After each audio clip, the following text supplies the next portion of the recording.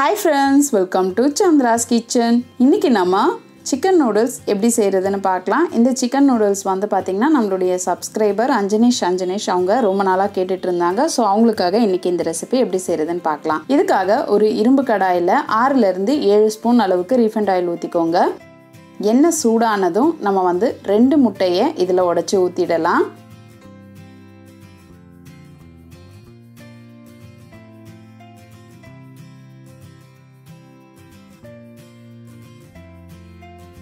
இப்போ நம்ம நல்லா இந்த முட்டையை கலந்து விட்டுறலாம்.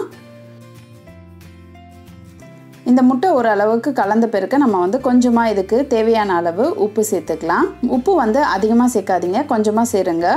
இப்போ உப்பு சேர்த்து நல்லா இத கலந்து விட்டுறலாம். இப்போ அடுத்ததா இது கூட நம்ம வந்து வெங்காயத்தை நறுக்கி வச்சிருக்கிறத சேர்த்துக்கலாம். வெங்காயம் வந்து ஒரு அளவுக்கு கம்மியா சேர்த்துக்கோங்க. பூண்டு வந்து 2 பூண்டை வந்து பொடியா நறுக்கி சேர்த்துக்கோங்க. சேர்த்துட்டு இப்போ இந்த வெங்காயம், பூண்டு, முட்டை எல்லாத்தையும் நல்லா இத வதக்கிடலாம். இப்போ அது கூட நம்ம பொடியா நறுக்கி வச்சிருக்க கேரட், பீன்ஸை சேர்த்துக்கலாம்.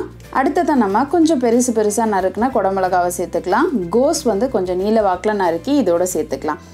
இப்போ இந்த காய்கறி எல்லாம் வந்து வேகணும்னு அவசியம் இல்லை.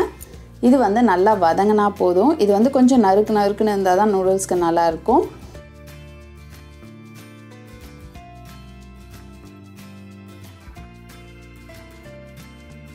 இப்போ நம்ம காய்கறிக்கு தேவையான அளவு உப்பு சேர்த்துக்கலாம். அடுத்ததா ஒரு 1/4 ஸ்பூன் அளவுக்கு தனி மிளகாய் தூள் சேர்த்துக்கோங்க. சேர்த்துட்டு இதை நல்லா கலந்துடலாம். இது வந்து நம்மளுடைய நூடுல்ஸ்க்கு வந்து நல்லா கலர்ஃபுல்லாக இருக்கும்.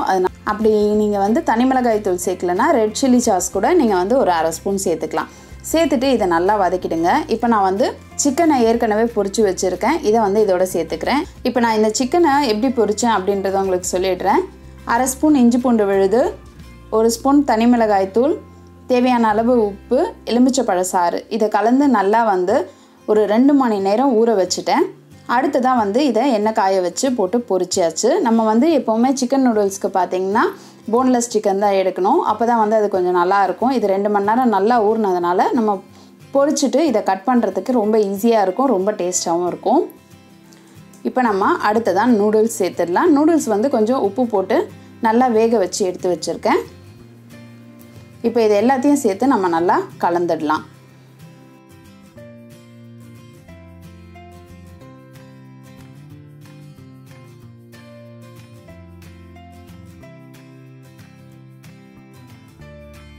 இப்போ நம்ம சிக்கன் காய்கறி கலவையோட ஓரளவுக்கு நம்ம நூடுல்ஸ் கலந்தாச்சு. இப்போ வந்து ஒரு 1/4 ஸ்பூன் அளவுக்கு சோயா சாஸ் ஊற்றிக்கோங்க.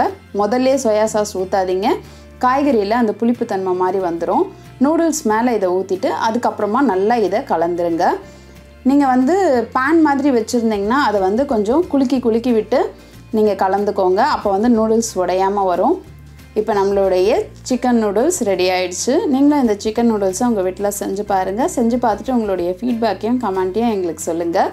இதே மாதிரி இன்னும் நிறைய ரெசிபிஸ் உங்களுக்காக வந்துகிட்டே இருக்குது. இதுக்காக நீங்கள் செய்ய வேண்டியதெல்லாம் சந்திராஸ் கிச்சனுக்கு இது வரைக்கும் சப்ஸ்கிரைப் பண்ணலன்னா சப்ஸ்கிரைப் பண்ணிவிடுங்க. பக்கத்தில் இருக்கிற பெல் பட்டனையும் ப்ரெஸ் பண்ணுங்கள். நான் இன்னொரு சுவாரஸ்யமான ரெசிபியோடு உங்களை சந்திக்கிறேன். நன்றி, வணக்கம்.